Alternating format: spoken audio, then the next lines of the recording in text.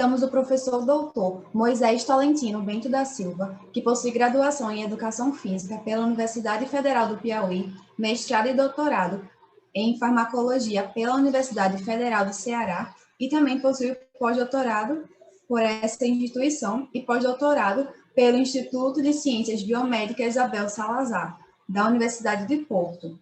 Atualmente, ele é membro da Sociedade Brasileira de Fisiologia, professor adjunto da Universidade Federal do Piauí, junto ao Departamento de Educação Física. Ele é orientador de mestrado e doutorado dos programas de pós-graduação em Farmacologia e Alimentos e Nutrição da Universidade Federal do Piauí. Ele é coordenador do Laboratório de Exercício e Trato Gastrointestinal. Tem experiência na área de Fisiologia do Exercício, com ênfase em Fisiologia Gastrointestinal, atuando principalmente nos seguintes temas: motilidade gastrointestinal, fisiopatologia do trato gastrointestinal, fisiologia do exercício, nutrição e metabolismo. Bom dia, professor Moisés. Bom dia, bom dia. Está conseguindo me ouvir? Sim. Bom dia, boa tarde, boa noite para todos. Bom, em primeiro lugar, agradecer a organização do evento, né, pelo convite, para que a gente pudesse falar um pouco do nosso tema, do nosso foco de estudo, né? Deixa eu colocar aqui, deixa eu compartilhar aqui a apresentação, para ver se está certo. Apareceu? Sim. Pronto. E é um tema muito interessante e que, na verdade, talvez não seja do cotidiano de muita gente, mas que ao longo do tempo tem se tornado uma área de pesquisa muito interessante e que eu venho me dedicando um pouco a essas atividades. Então, quando o João fez o convite, prontamente a gente aceitou e, claro, o professor João é um colega de muitas datas e é claro que essa forma remota nos permite também ter essa interação muito mais ampla. E aí a gente aceitou e vai começar com vocês um pouquinho do que eu tenho feito, na verdade, relacionado a essa parte de estudo de exercício, né, e de trato gastrointestinal, que é uma área que a gente tem crescido bastante. O estudo dentro da nutrição, o estudo da microbiota já é muito claro, mas a gente tem umas outras abordagens e um outro entendimento também que merece destaque e que muitas vezes a gente não se atenta para essas repercussões sobre as funções intestinais e que não é como diz um professor amigo meu da Inglaterra, não é um tema muito sexy, né? Trato gastrointestinal. Muita gente não gosta de interagir com esse tema, não é uma coisa que... Tanto é que no laboratório, a chegada dos alunos, ela é muito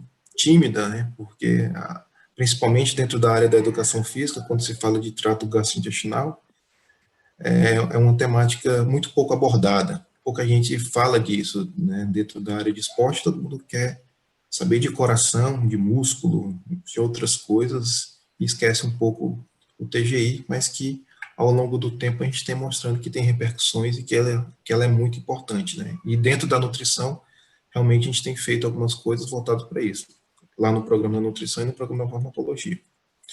Bom, o que eu vou apresentar é basicamente alguns resultados do laboratório, tanto meus próprios, né, quanto dos que vieram, né, logo após, como alunos de pós-graduação.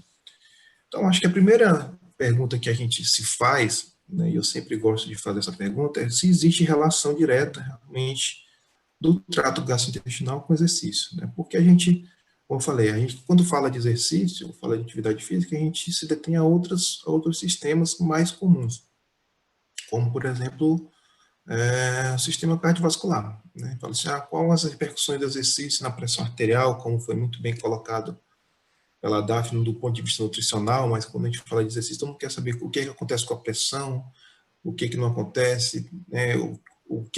Quais as repercussões relacionadas ao sistema musculoesquelético, e muitas vezes a gente deixa um pouco de lado as repercussões gastrointestinais, que são realmente, a gente que trabalha com isso, entende que é a porta de entrada para muita coisa.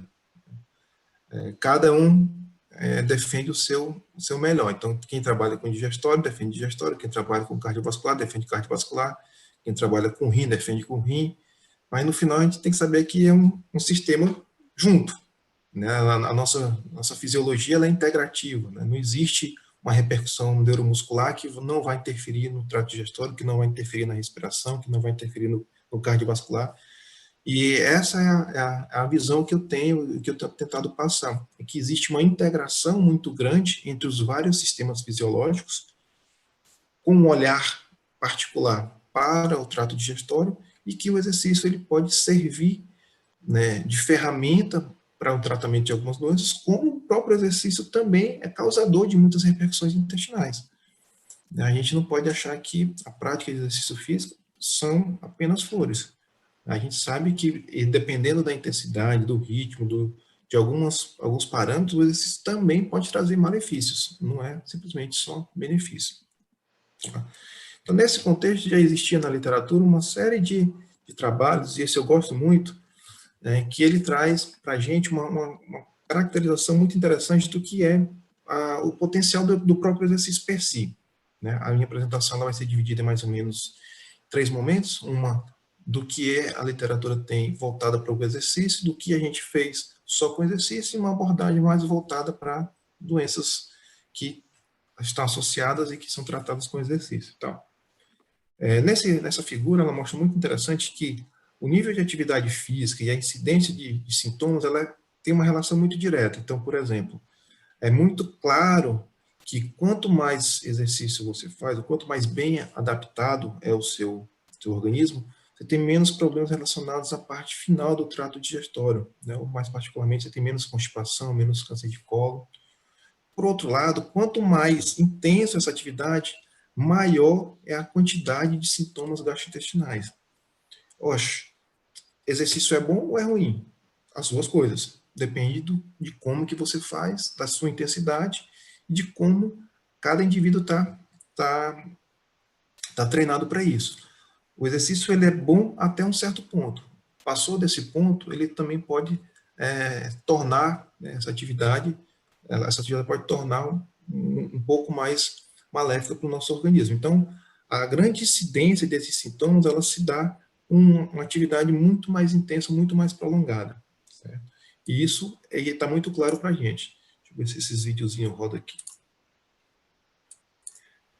Esses 2 videozinhos são interessantes, só para que a gente entenda que existe, por exemplo, 2 situações diferentes que nos interessa particularmente. É como que nosso trato digestório funciona.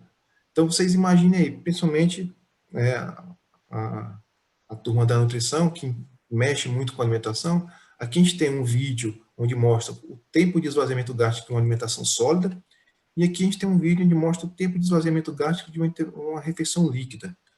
Então, veja que quando a gente come lá aquele alimento mais sólido, ele demora muito tempo dentro do nosso estômago.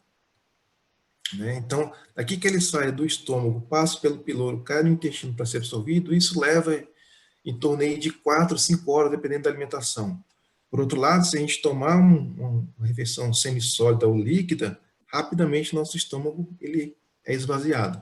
E isso tem uma repercussão muito interessante para o exercício. Então, por exemplo, as refeições durante a prática do esporte, elas têm que ter um meio termo, nem pode ser tão sólido, nem pode ser tão líquido. Ela tem que ter um tempo ideal. Eu sempre brinco com isso. Né? Hoje em dia está muito na moda correr. Né? Todo dia tem uma corrida. Né? Corrida, no Brasil tem, acho que em Pernambuco também tem muita farmácia Pague Menos, né, João? Não sei se tem ainda, o Drogazil, né? Então todo dia tem a volta da Pague Menos, a revolta da Pague Menos, porque na sexta eles correm a corrida da Pague Menos, na segunda-feira eles vão fazer a volta da Pague Menos de novo. Então tem muita corrida. Né? E é comum a gente observar, durante as atividades, durante essas corridas, algumas mais organizadas, eles servem água ou alguma bebida líquida.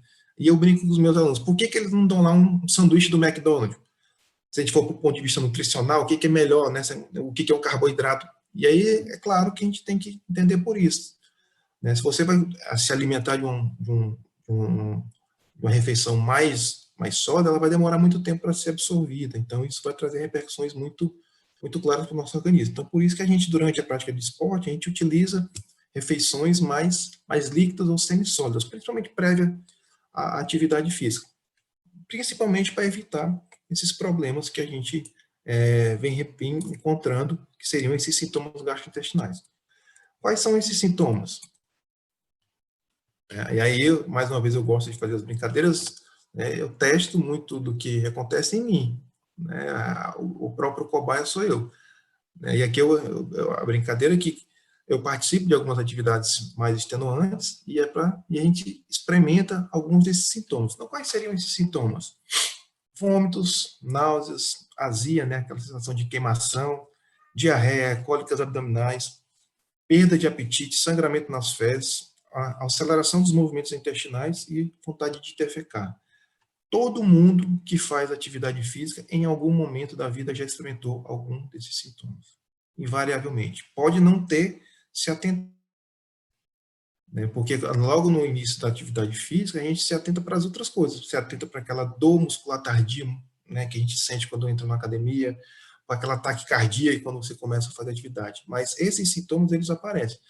Pelo menos um, em algum momento, a gente vai sentir. E, claro, o atleta de rendimento, ele sente vários. É uma etiologia muito ampla disso daqui. Não quer dizer que ele está doente. Quer dizer que esses sintomas, eles vão aparecer. Né? A vontade de vomitar é muito claro quando a gente vê um atleta após atividade física extenuante ou após um treino extenuante com sintomas de vômito. Isso é normal. Para o esporte de alto rendimento, o treinador vai lá, meu filho, toma um pouquinho de água e volta para treinar. Isso é normal, né? Algumas náuseas, né? Essas náuseas podem gerar essa azia, que está envolvida também com doença de refluxo gastroesofágico. Então, o estômago, ele reflui muito o conteúdo ácido do estômago, e isso promove aquela sensação de queimação, de azia, de pirose.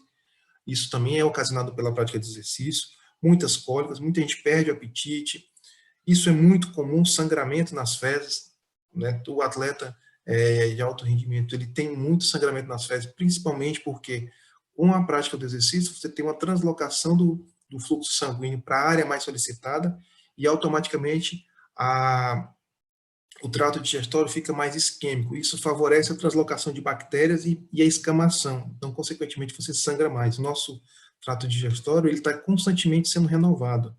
E quando você tem um período mais isquêmico, ou de menos nutriente, ou de menos proteção durante o exercício mais extenuante, essa área fica propensa à proliferação bacteriana e, consequentemente, às infecções que, eventualmente, vão achar o ambiente ideal para poderem se instalar, né? Então, todos esses sintomas, eles aparecem. Quais as causas? Dieta, né? Claro, a gente está mais do que claro hoje em dia que não existe prática de exercício ou um bom condicionamento, de um modo geral, sem uma boa dieta, né? Diminuição desse fluxo sanguíneo intestinal, como eu já falei, essa redistribuição para a área mais solicitada durante a prática de exercício, essa redistribuição faz com que o nosso TGI fique com menos fluxo. Não gosto de falar isquêmico, na literatura muitas vezes ela trata como isquemia, mas isquemia seria uma falta total, então é uma diminuição do fluxo sanguíneo e que vai favorecer essa proliferação. Alteração de muitos hormônios gastrointestinais, a gente já viu isso também nos nossos estudos, né? Alterações de CCK, alterações de grelina, que não é diretamente no TGI, mas tem relação direta, alterações, grelina nem tanto, né? Até hoje não tem um estudo que mostre que grelina é influenciada por exercício, mas ela tem influência nas outras alterações. Alterações do sistema nervoso autônomo, né? Isso é muito importante a gente entender, até porque quando a gente vai para o trato digestório, a gente tem o autônomo, mas a gente tem um outro sistema à parte, que é o sistema nervoso entérico, que também tem influências diretas, né, sobre a parte do exercício. Inflamação, isso é muito claro, a parte inflamatória também é muito presente durante a prática de exercício, idade, desidratação e fatores psicológicos, né? Fatores psicológicos é interessante quando a gente vê aquela pessoa que está fazendo atividade física ou participando de alguma competição de esporte e tem problemas intestinais, desarranjo, né, que muitas vezes não é relacionado à inflamação, a outras coisas, mas é relacionado a fatores psicológicos. Então, dentro desse ambiente de tratamento, o psicólogo também, né, o psicólogo do esporte também está muito inserido para tentar minimizar esses efeitos, né, do sistema nervoso central sobre essa pessoa, né? E, claro, desidratação muito forte. Bom, existem várias teorias, né, que são relacionadas a essas alterações ou complicações gastrointestinais ou esses sintomas ocasionados pelo exercício. Uma delas é a que eu já falei para você, que está relacionada aqui a uma alteração circulatória ou de uma redistribuição desse fluxo sanguíneo, né? Essa redistribuição desse fluxo, né, promove uma hipoperfusão, né, no trato digestório, levando ao que eles chamam de isquemia esplâncnica. Eu não gosto muito desse termo, mas é o que eles tratam. Do ponto de vista do TGI, isso vai promover alterações da mucosa. O que é a mucosa? A mucosa é a nossa barreira de proteção. Se a nossa mucosa está totalmente destruída, então automaticamente a proliferação bacteriana ela é muito mais susceptível. A mucosa, por exemplo, ela que nos protege de tem um trabalho muito interessante que diz assim, por que o estômago não se digere? Né? Vocês já pensaram nisso? Porque dentro do estômago é cheio de ácido clorídrico. E que se a gente pegar o ácido, ele não é danoso para a gente. Mas por que dentro do estômago tem tanto ácido e o estômago não consegue se autodigerir? Porque existe uma barreira de proteção chamada de mucosa. E que muitas vezes pode ser destruída por algumas abordagens. Por exemplo, o uso contínuo de álcool, né, destrói a barreira da mucosa que promove as úlceras, anti-inflamatórios não esteroidais também levam a úlceras gástricas e úlceras intestinais, que é basicamente destruindo a mucosa e promovendo essa ulceração. Então, há uma alteração, né, um dano nessa parte da mucosa, alterações ou danos no epitélio, né, intestinal, e algumas alterações ou danos relacionados a algumas células específicas. Essas alterações elas vão mexer nas proteínas de ligação do nosso intestino, nas tight junctions. Então, essas proteínas de ligação que vão fazer com que o nosso intestino seja forte, elas vão se desmembrar, né? E a gente vai ter alterações de permeabilidade. Ou seja, se você tem um pouco fluxo sanguíneo e você tem uma alteração dessas tight junctions, dessas proteínas de ligação, claudina, ocludina, então elas vão afrouxar um pouco mais o intestino e vai favorecer a permeabilidade intestinal. Mas até temos um trabalho, eu nem coloquei na apresentação, onde a gente viu que atividades de exaustão, elas promovem uma maior permeabilidade intestinal, justamente por afrouxar essas tight junctions. E quando a gente suplementa esses animais durante 12 semanas com L-glutamina, isso melhora. Então, a L-glutamina parece melhorar, parece restabelecer essa função da barreira intestinal. Então, isso vai levar aqui a um aumento da permeabilidade intestinal e, claro, alterações, né, de translocação bacteriana, endotoxemia e, claro, alguns problemas intestinais. Uma outra via envolvida é a via neuroendócrina, né, que também tem muita relação com o TGI. Estresse, alguns hormônio do estresse, isso vai levar a alterações aqui do sistema nervoso, né, e que vai alterar essa motilidade e o trânsito. A gente é mais focado no laboratório em estudar a função motora, né, o que o exercício faz do ponto de vista de tempo de esvaziamento gástrico. Por quê? Porque o tempo de esvaziamento ele é muito importante para tudo.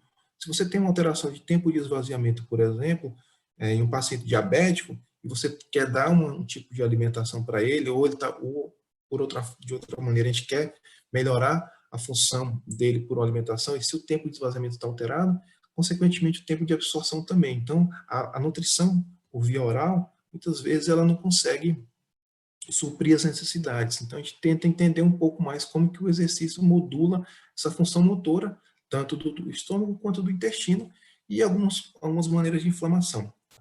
Então, isso vai levar também a alterações nesse transporte de atividade intestinal, levando aqui a problemas relacionados à malnutrição. Tudo isso converge para o que a gente tem lá, que são esses sintomas que eu apresentei para você. Então, a gente tem uma via relacionada à questão de sangue, circulação sanguínea, e tem uma via relacionada à questão hormonal. Bom, quais são os principais características, né, ou se a gente pudesse colocar isso em um sumário, quais são as principais repercussões relacionadas aos benefícios e aos riscos do exercício do trato gastrointestinal?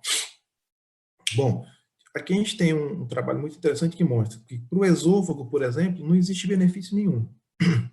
A gente, se a gente for fazer exercício, não melhora nada da função esofagiana. Claro que o esôfago nada mais é do que um local de transporte, de comunicação da cavidade oral ao estômago. Tem músculo, tem suas funções, mas beneficamente nós não temos nada. Por outro lado, é muito claro que o exercício induz o que a gente chama de doença do refluxo, né? Principalmente refluxo ácido. O que é isso? Muitas vezes o tônus do estômago fica muito maior durante a prática de exercício e o conteúdo de líquido ácido que está lá reflui para o esôfago.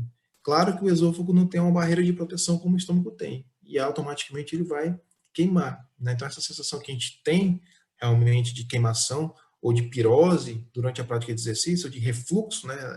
É muito mais comum a gente ouvir falar de refluxo. Eu tenho refluxo. O que cura refluxo? Nada, a gente não tem cura para refluxo hoje em dia, a gente tem tratamentos. Um deles é a própria melhoria da dieta, né? Inibidores de bomba, né? Quem tem refluxo toma o seu omeprazol aí 20 miligramas por dia. Tratamentos relacionados à postura, né?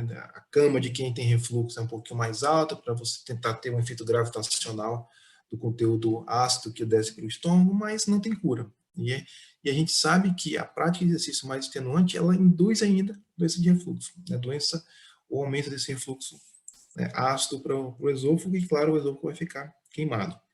A nível estomacal, a gente tem atividades mais leves, elas vão promover um aumento da aceleração do esvaziamento gástrico, onde atividades mais intensas, elas vão diminuir esse tempo de esvaziamento. Isso também não é consenso.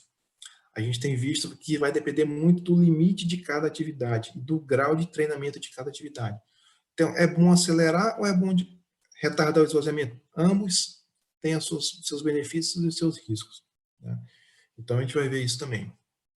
Do ponto de vista intestinal, a gente não tem nenhum benefício. Riscos, né, de alteração da absorção. O cólon, benefício de redução de câncer de colo, né, e atividades mais rigorosas podem promover a questão de sangramento. E a nível hepático, a gente não tem muitas repercussões. Bom, diante disso, o que a gente tinha em mente? Quando eu comecei com essa história de exercício, eu não tinha nada... a minha ideia nunca foi mexer com o trato digestório. A minha ideia sempre foi trabalhar com o sistema cardiovascular, com o músculo, como todo bom profissional, né, da educação física, que se forma, que tem ambições de ciência. Mas eu caí em um laboratório onde trabalhava com digestório e eu comecei a achar coisa interessante. E durante o mestrado, a gente, nessas observações que a gente faz, que muitas vezes não está escrita, eu brincava que quando meus animais faziam treinava os ratinhos, mesmo que rudamente, eles ficavam muito ofegantes. E eu brincava que eles estavam meio que em acidose metabólica, né? Isso nas minhas observações, mas sem realmente entender muito disso. E aí a gente propôs um protocolo onde a gente tinha que promover uma acidose nesses animais ou tentar medir, né? Então, a gente pegava esses animais, adaptava eles ao meio líquido, em 3 situações, né? E eles faziam, na verdade, uma única sessão aguda de exercício que a gente caracterizou de uma alta intensidade, que era uma sessão de natação com 15 minutos com 5% do peso. Por quê? A gente caracterizou isso como sendo uma sessão mais intensa, porque a gente foi dosando lactato. Então, a literatura já traz uma curva de lactato com exercícios de natação, e a gente pegou o ponto onde seria mais ou menos o limite, ou limiar de lactato desses animais para treinar. E era atividade aguda. E aí eu brincava, esses ratinhos eles estão com muita acidose, a gente brincava, colocava eles na caixa, eles ficavam com a boca virada para o ar-condicionado, como se estivesse com refluxo. Aí disse, vamos dar uma magnésio bisurada, você já ouviu falar? Pastilhazinha à base de bicarbonato para esses ratos. E aí, nessa brincadeira, eu fui ler e identifiquei que, na verdade, não era magnésio bisurada, era bicarbonato mesmo. E que o bicarbonato ele já é utilizado para o meio atlético como um bom ergogênico. Na verdade, ele não melhora o desempenho.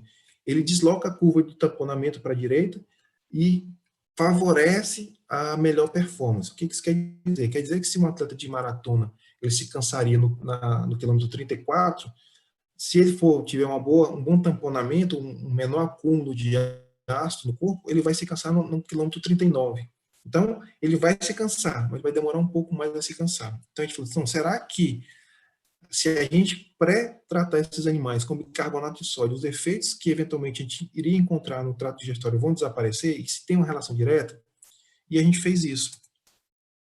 Fizemos a gasometria, né? É claro, vamos ver como é que está o sangue desses animais. Então, dosávamos aqui creatina quinase, estava muito aumentada, principalmente 10 minutos pós o exercício, para diminuir um pouco. Fazíamos secar o lactato, muito aumentado, e a gente ia para os parâmetros gasométricos. pH, né, no animal normal é 7,32, animal com exercício 7,14. Eu cheguei a ter animal com 6,9 de pH. Então, quando a gente coletava o sangue para ir para o gasômetro, o sangue estava muito escuro, era um animal muito debilitado. Mas até então a gente não sabia se isso era realmente uma acidose metabólica. Excesso de base, que caracteriza muito, e consumo de bicarbonato. Então a gente falou assim, bom, ele tem um pH baixo e tem um consumo de bicarbonato. Isso, do ponto de vista clínico, é realmente um indicativo de acidose metabólica. E a gente foi, então, fazer o modelo de acidose metabólica. Como é que era isso? A gente pegava os animais, aqui estão os animais sedentários, os animais que faziam o exercício agudo, onde a gente tinha pH, consumo de bicarbonato e tempo de esvaziamento gástrico desses animais. E aí a gente fez um modelo de acidose metabólica clássico, que é deixar esses animais ao longo de 3 dias bebendo cloreto de amônio na água de beber. Isso é um modelo clássico para induzir acidose metabólica. E a gente foi comparar. Então, todos os nossos resultados induzidos pelo exercício batiam com os resultados de acidose metabólica, em todos os parâmetros, inclusive nos parâmetros de diminuição do tempo de esvaziamento. Ou seja, quando a gente fazia exercício muito intenso, o estômago parava. O vídeo que eu mostrei no começo, o estômago ficava meio que parado, não conseguia ter as funções fisiológicas, certo? E isso se caracterizava, se relacionava diretamente com o quadro de acidose, que no quadro de acidose também acontecia isso, ou seja, o animal com muito ácido circulando no corpo, ele também tinha repercussões relacionadas a tempo de esvaziamento. E a gente fez uma curva, né, ao longo de 10, 20, 30 minutos pós-prandial, e vimos que no tempo 10 era um tempo que relativamente tinha uma grande diminuição do tempo de esvaziamento. E esse tempo, ao longo do tempo, isso ia diminuindo, é claro, porque o corpo ia automaticamente eliminando esse ácido. Bom, a gente foi tentar investigar o que estava acontecendo. Né? Inicialmente, a gente viu que o tempo, ou o tamanho do estômago desses animais era muito maior, e depois a gente vai ver que repercute em humanos também. Como é que a gente fazia isso? A gente colocava um sistema de barostato dentro do estômago do animal anestesiado, e a gente ia alterando uma coluna com água, certo?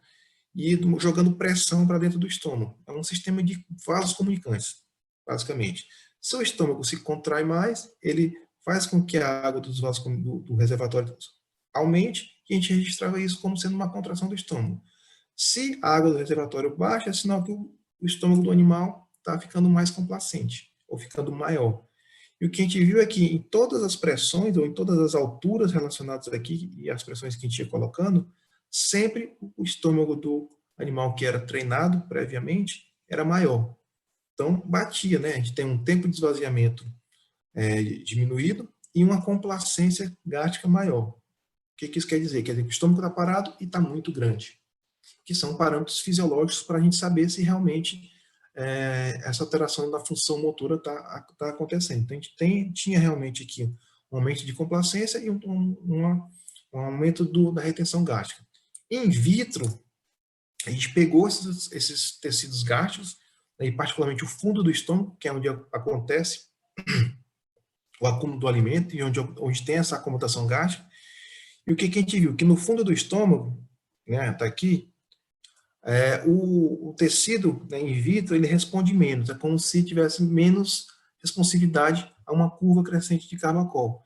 Já o animal, né, que é sedentário, ele responde mais. Ou seja, a gente tem uma diminuição do esvaziamento gástrico em vivo, um aumento da complacência e uma diminuição da responsividade. Ou seja, está parado o estômago quando você faz uma atividade muito intensa. E isso não tem relação direta com o piloro. Por quê?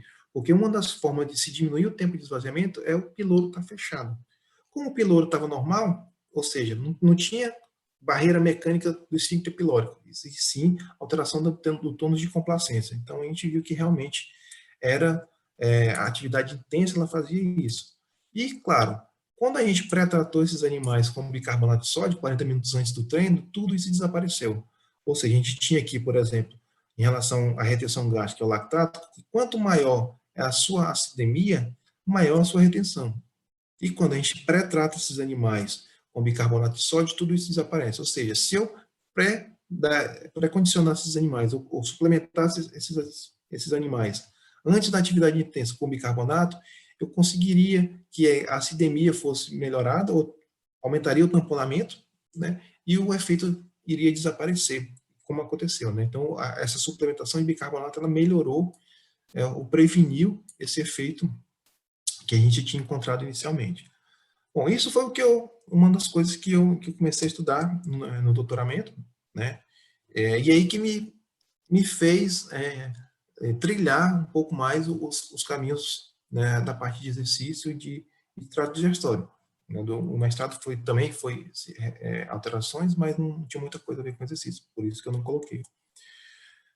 Bom, nesse contexto surgiu a minha primeira aluna de mestrado, né, a Ana Carolina, e aí a gente falou assim, estou saindo do doutoramento, me vinculei a uma instituição, que nem é que eu estou hoje, e vamos continuar com o que eu estava fazendo. E aí a gente propôs para ela continuar o estudo de atividades agudas, mas agora entendendo um pouco mais das vias.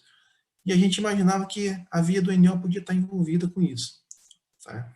E aí ela fez o mesmo modelo de treinamento agudo desses animais. A gente fez uma dosagem de equidinol, né, via que tinha um pouco mais de aumento realmente, né, quando a gente pegava os animais que faziam exercício agudo. Tinha aumento de corticosterona. Isso foi muito interessante porque no começo a gente sempre lidava com um revisor, com as pessoas perguntando, mas o que vocês estão fazendo é exercício ou é estresse? Né? E claro que existia essa questão, porque os modelos de exercício agudo, né, se confundem muito com os modelos de estresse. E aí a gente tentou, disse, não, a gente faz exercício porque a gente pré-condiciona os animais antes e eles fazem uma atividade aguda. E quando a gente compara aqui, por exemplo, a corticosterona dos animais sedentários que são submetidos às mesmas considerações, às mesmas circunstâncias de exercício, de natação, de água, eles não têm grandes aumentos de corticosterona, inclusive com os animais que são totalmente controles. Então, né, a gente comparou e viu que realmente não era estresse, era a prática do exercício. E uma outra coisa que eu sempre coloco para eles também, para as pessoas, é que exercício é um indutor de estresse. A gente não pode confundir. O exercício per si ele induz estresse. Então, a gente investigou aqui, né, a questão da retenção gástrica, via que tinha aumento, como a gente já tinha mostrado no trabalho anterior. Quando a gente pré-contratava esses animais com atropina, um antagonista muscarínico, isso desaparecia. Claro que a atropina, ela per si, ela já traz uma alteração gastrointestinal, isso é conhecido da literatura, mas o animal que era pré-condicionado, o pré-tratado com atropina, ele perdia o efeito no estômago. Assim como ele tinha o efeito da retenção gástrica era perdido com o eliname e com o ODQ. O que isso quer dizer? Quer dizer que a via do NO estava envolvida e era uma via relacionada ao GMP cíclico. E quando a gente fez o tratamento com a aminogonidina, que é uma droga que envolve a via de NO, mas está relacionado à inflamação, a gente não viu efeito. Ou seja, existe uma via de NO circulante, não é inflamatória, então, ou seja, pelo menos nessa nossa atividade, ela não causa inflamação, e que está relacionada à diminuição dessa função motora. E aí a gente, bom, será se é estresse ou não é?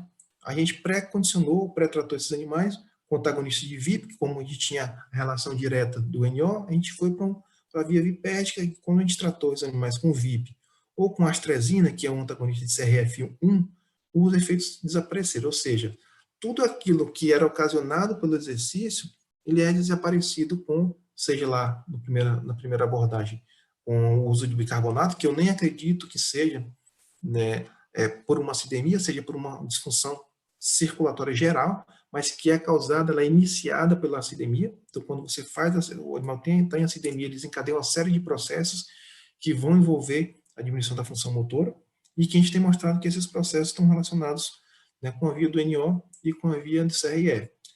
Tá? Existem outras vias que a gente propôs, né, eu não trouxe aqui para não se estender muito, mas a gente tem outras repercussões, inclusive, do sistema nervoso central. Associado a isso, a gente foi, né, fizemos uma colaboração com um colega de longa data também, da Universidade Federal do Vale do São Francisco. Né? Eu não tenho a noção exata da distância de Petrolina para Vitória de Santo Antão, mas eu sei que também não deve ser muito longe. E aí, esse colega que é do Colégio de Veterinária, lá da Univasf, me falou assim, mas eles vão fazer um trabalho, mas como eu sou veterinário, eu gosto muito dos cachorrinhos, vamos fazer com cão. Eu disse, tá, tudo bem. E aí, o que a gente fez? A gente pegou 3 grupos de cachorro, e particularmente cachorros da polícia de Petrolina, né, que eram, teoricamente, cachorros mais treinados. E a gente pegou esses cãozinhos, e 3 grupos dividimos por idade, e vamos colocar eles fazer teste de esteira, e dosar parâmetro bioquímico e estudar tempo de esvaziamento gástrico nesses cachorros, para saber como é que funcionava. O que a gente encontrou?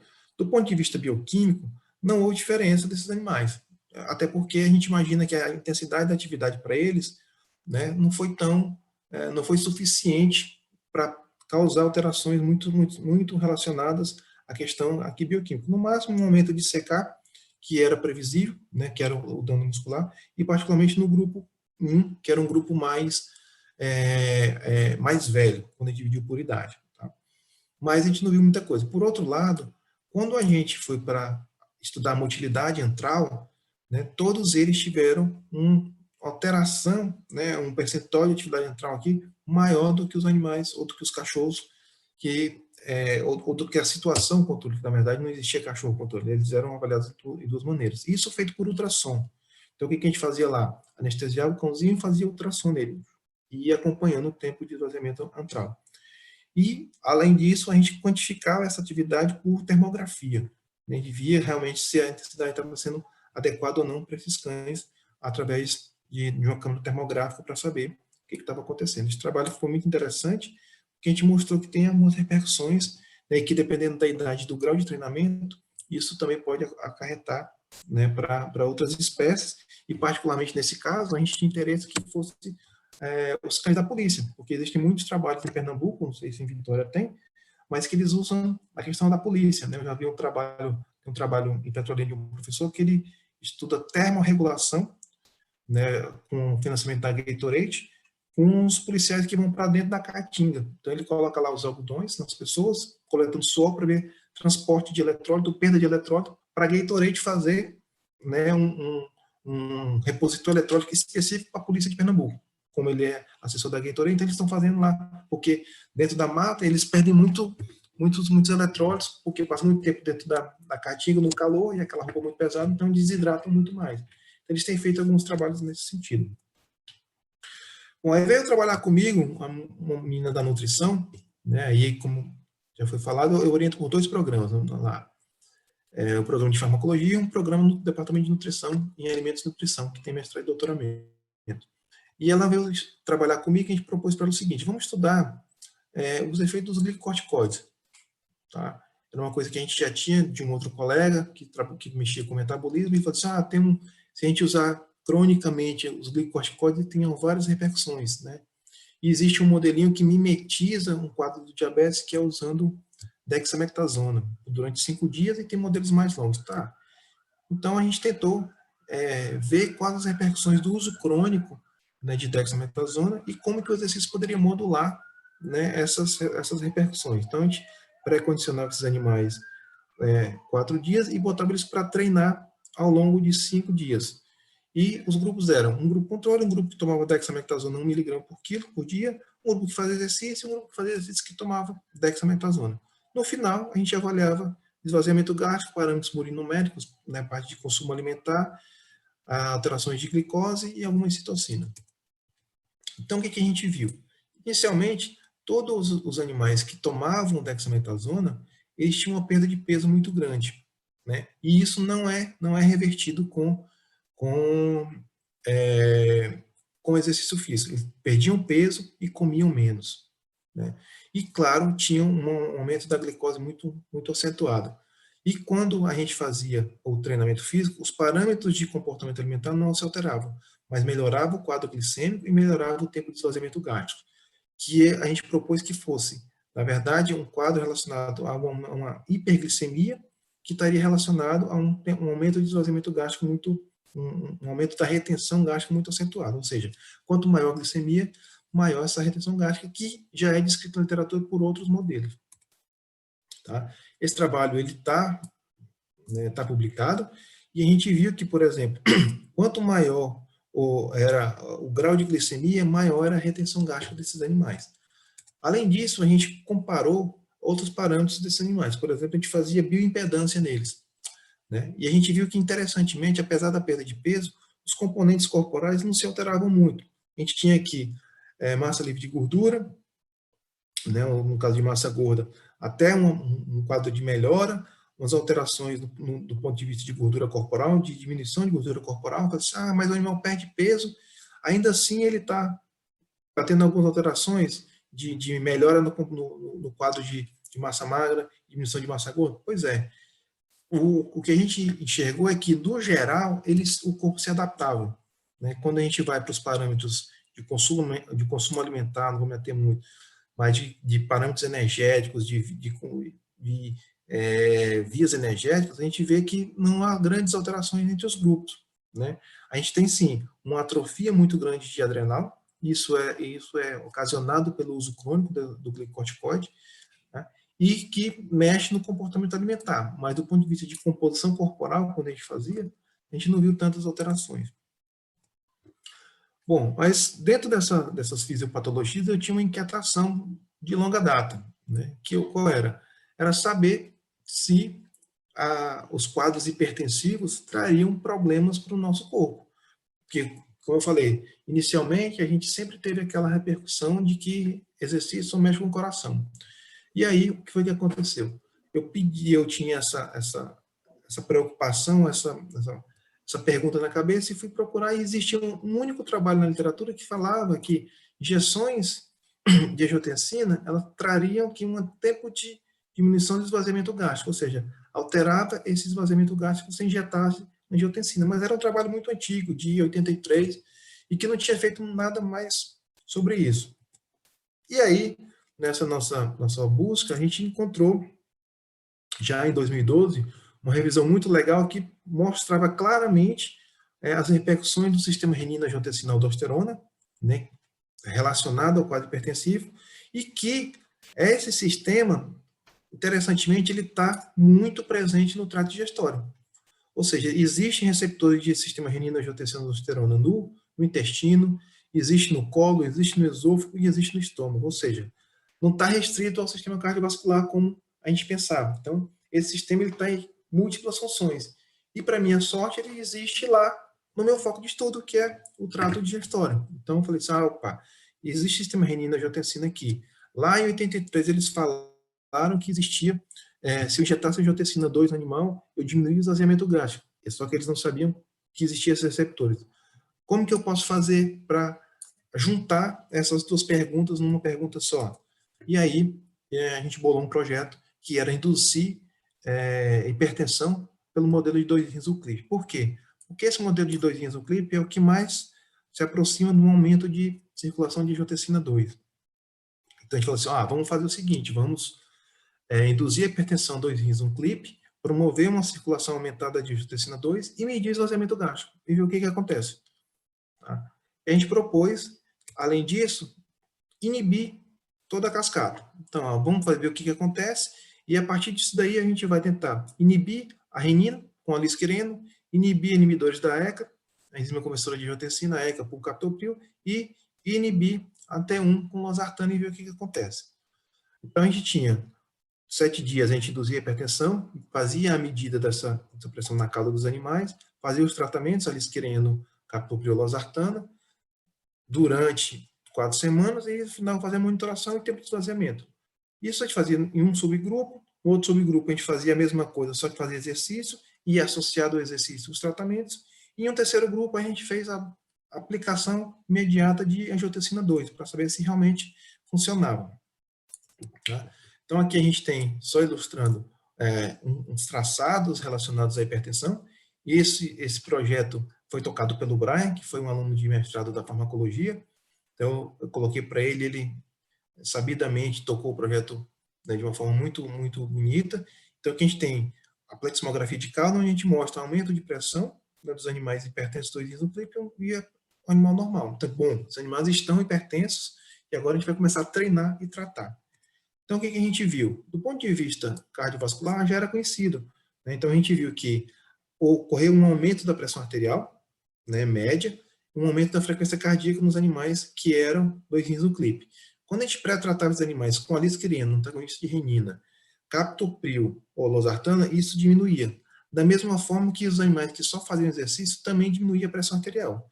E não vimos alterações ou uma maior potencialização quando a gente associava o alisquireno com exercício, o alisquireno com captopril ou o alisquireno com a losartana, tanto para pressão arterial quanto para frequência cardíaca. Mas isso, beleza, já era muito conhecido. Só que quando a gente foi para o trato digestório, a gente viu que realmente o animal que era hipertenso, ou seja, a gente está mexendo numa patologia cardíaca, mas vendo a repercussão no trato digestório. Então, o animal que era hipertenso, ele tinha uma retenção gástrica muito alta.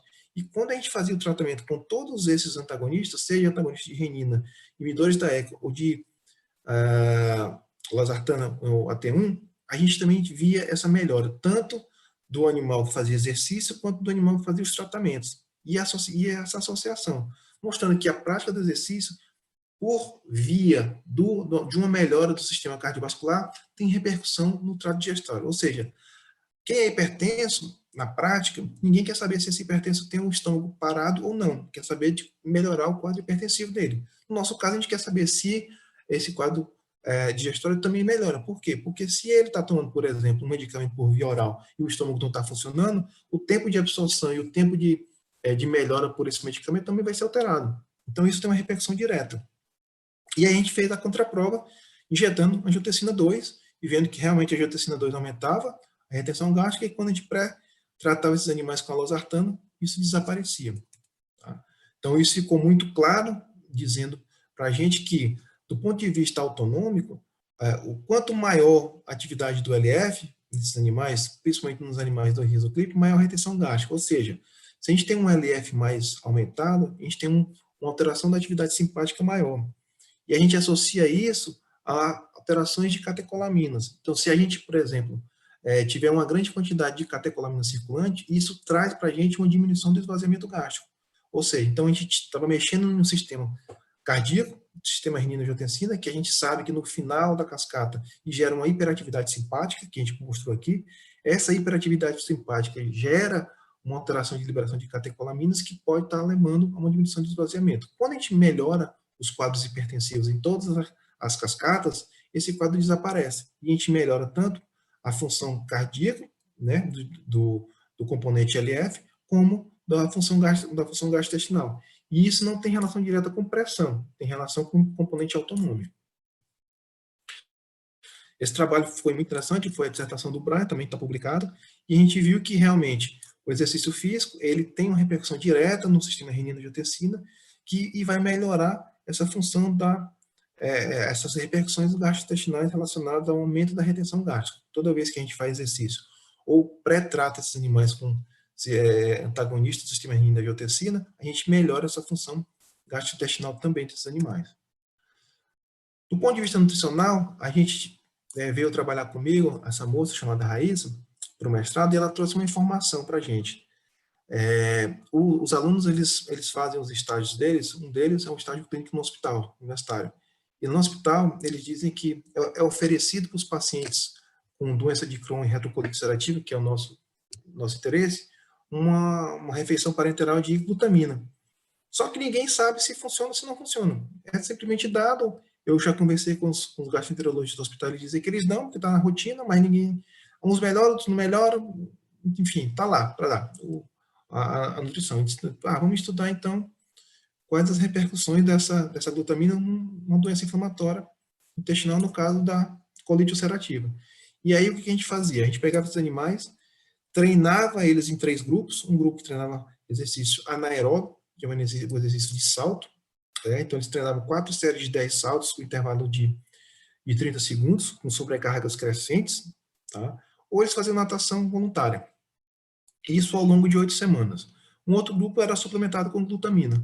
No final, a gente induzia colite, né, com ácido acético no colo do animal, fazia colite, 3 dias depois a gente estudava as funções, seja de esvaziamento gástrico, de lesão intestinal, de parâmetros inflamatórios, para saber se o exercício ou se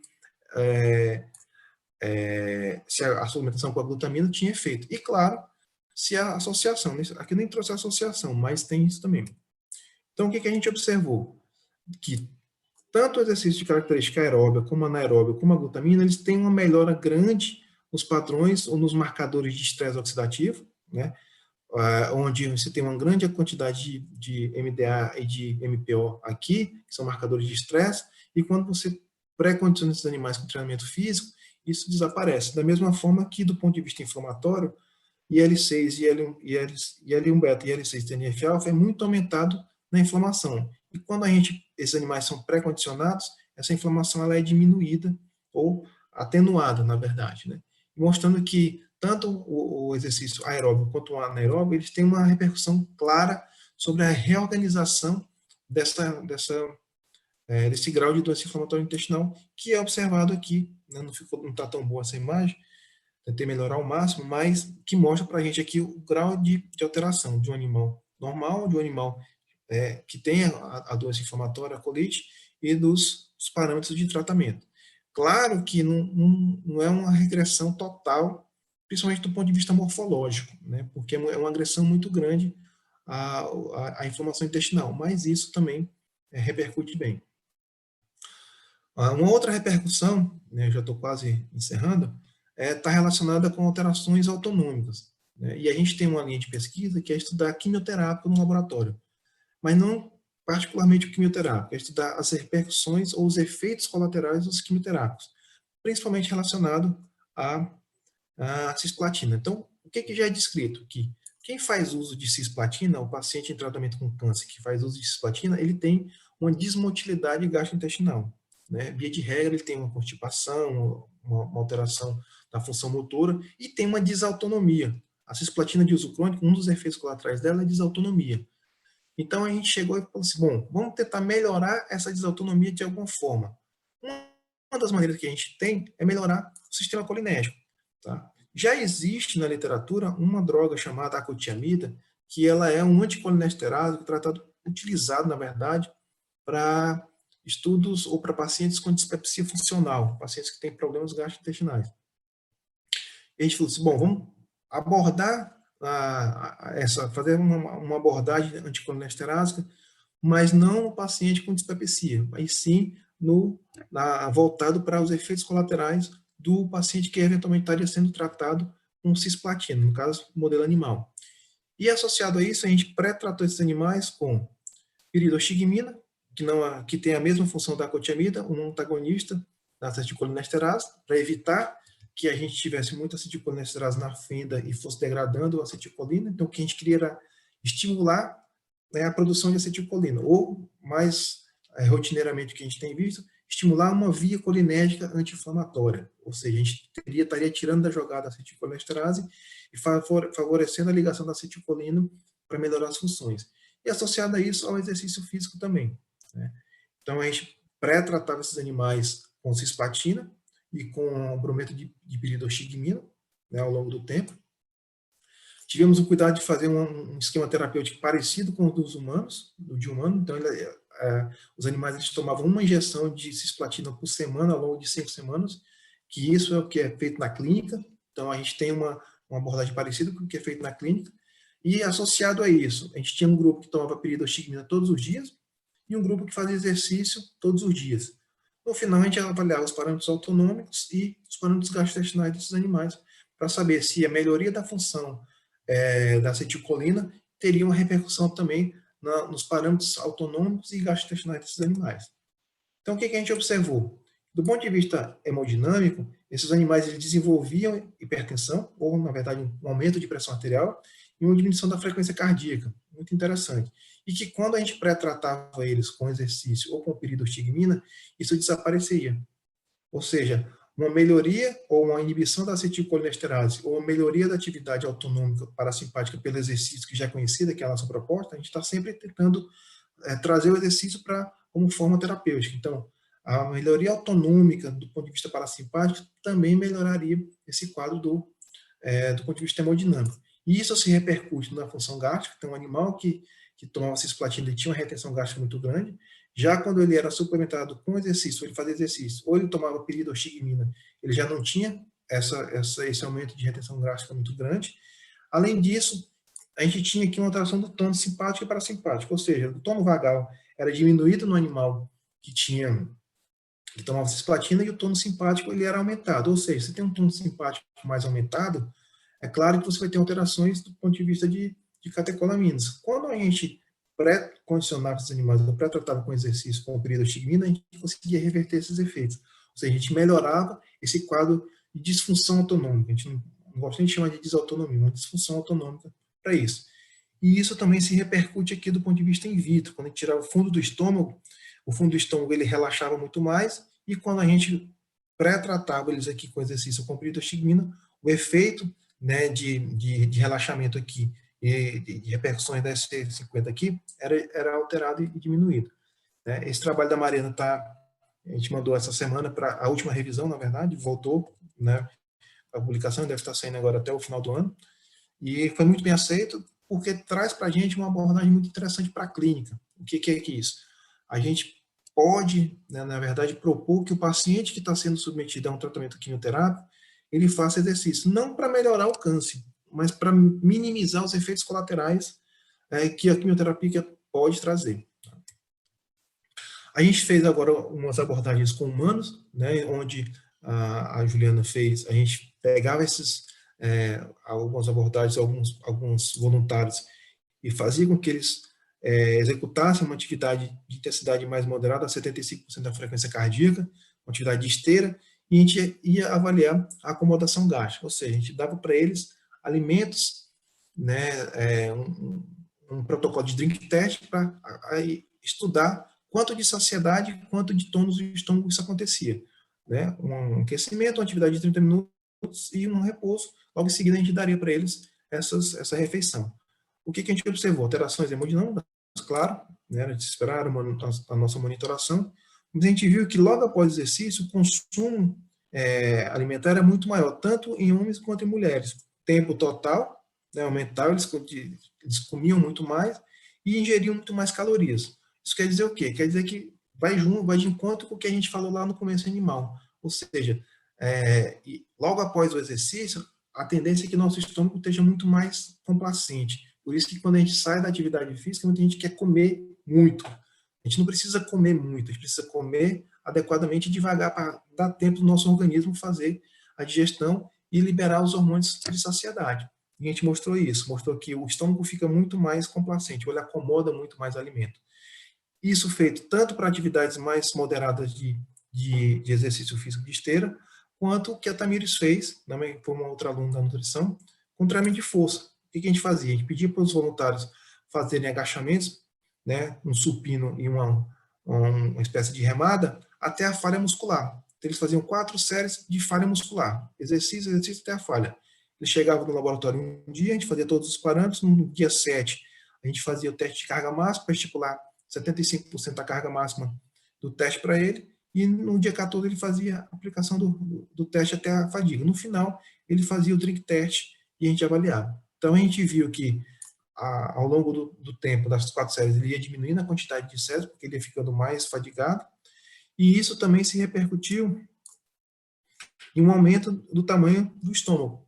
Tá? Só que no trabalho da Tamires, a gente ainda foi um pouco mais longe. A gente associou esse aumento do tamanho do estômago a padrões inflamatórios. E a gente viu basicamente que, além de ocorrer inflamação ou quadro inflamatório da atividade mais intensa, há uma diminuição de citocinas anti-inflamatórias, ou seja, o corpo está desbalanceado. Tá? Então, essa alteração no tônus do estômago está em uma relação direta com a inflamação. Então, por exemplo, existe trabalhos da literatura que mostram que IL-6 está diretamente relacionada com o tempo de esvaziamento gástrico. Se você injetar IL-6, ela diminui o tempo de esvaziamento por um aumento de complacência. E foi o que a gente viu. A gente tem uma alteração principal aqui em diminuição de citocinas anti-inflamatórias e alterações de citocinas pró-inflamatórias, além de outros parâmetros como CK e lactato. Tá? Bom, então algumas conclusões que a gente tem. O exercício agudo de alta intensidade, ele diminui o esvaziamento gástrico e aumenta ou altera a complacência gástrica, né, dependendo da acidemia. Então a gente acredita hoje, os trabalhos avançaram, né, dentro do grupo, a gente acredita que não é só a acidemia é o estopim inicial para começar esses eventos, né? A gente tem eventos centrais que já foram, também está em fase de final de publicação. Existe uma via relacionada a GNO e GMP cíclico e vipédica, também envolvida nessa diminuição do esvaziamento gástrico, induzida por exercício.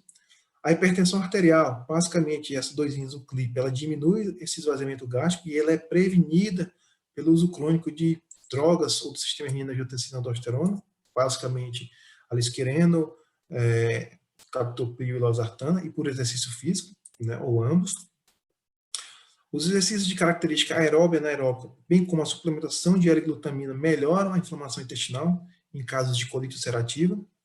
Em humanos, a gente tem que exercício de atividade moderada ou mais intensa aumenta essa complacência gástrica, seja em homem ou em mulher, e que esse aumento de complacência ele tem uma relação direta com o quadro inflamatório, com diminuição de citocinas anti-inflamatórias e aumento de citocinas pró-inflamatórias. Tá?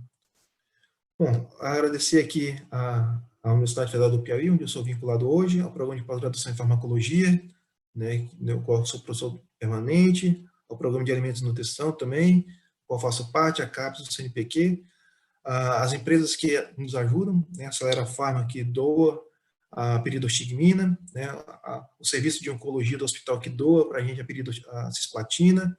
Eu faço parte de um INCT do Ceará, né, que é voltado para a área de motilidade digestória, CAPES, CNPq, a Black School, pela doação de aminoácidos, bem como a Ginomoto, que também sempre nos atende quando a gente solicita aminoácidos para estudo científico. E aqui um pouquinho dos anjos que estão envolvidos lá, e não sei se dá para ver, mas aqui está o professor João Henrique, né, que eu tive a graça de levá-lo ao Piauí, justamente para esse trabalho da glutamina. Ele estava lá na banca, né, e foi muito, muito legal, e a gente desde então tem tido uma aproximação um pouco mais forte. E é isso, obrigado.